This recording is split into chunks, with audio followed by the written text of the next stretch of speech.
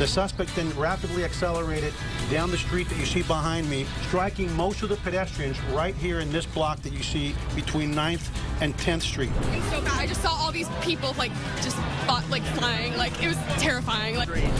These are some of the worst injuries that we see. And not everybody with these kind of injuries is going to survive. We're going to do our best for them. 2 dead, at least 2 still in critical condition, and more than 20 others injured after a suspected drunk driver crashes into a crowd of people in downtown Austin. Well, we have complete team coverage of the tragedy on KXAN at noon. Angie Bevan has an update on the nearly 24 people injured in this crash. But we begin with Sophia Beausoleil, who showed up to the scene about 5 minutes after it unfolded. Sophia, what have you learned since this morning?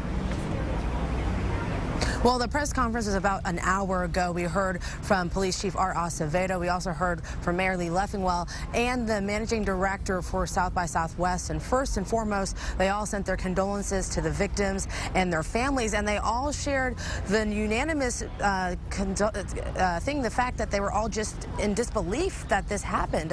Aaron, you know, I was here 10 minutes after it happened, and it was just shocking. You know, people were helping one another in the streets. But, you know, during this press conference, it was about what happens next and moving forward with South by Southwest. But first off, let's just recap everything that happened last night. So Police Chief Art Acevedo says an officer with the DWI task force was pulling over a suspected drunk driver, and that suspect pulled into a Shell gas station on the feeder of I-35 southbound. So instead, that driver took off. He went the wrong way on 9th Street at a high speed. He then charged through a barricade on Red River in front of Cheer Up Charlie's. And police say an officer monitoring those barricades had to jump out of the way to avoid being hit. Now, the driver continued to plow through the crowd, hitting pedestrians, a moped, bike, and a taxi cab.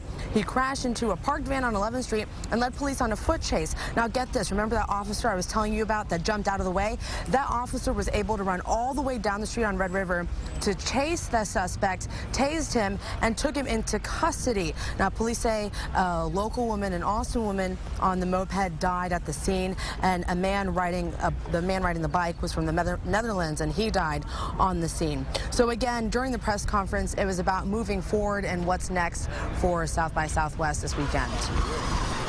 First of all, I want to say to South by Southwest, we urge them to continue with this great venue. We cannot allow one individual who, through his selfish acts, cared only about one person, that was himself, to ruin a wonderful event, a worldwide event, a celebration of life, a celebration of music.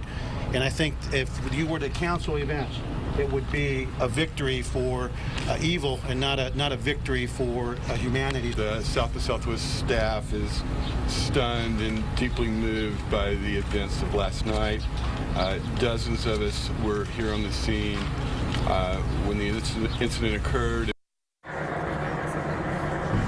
And South by Southwest says that everything is going to continue as normal. You can even take a look behind me and see that people are starting to fill up the street again.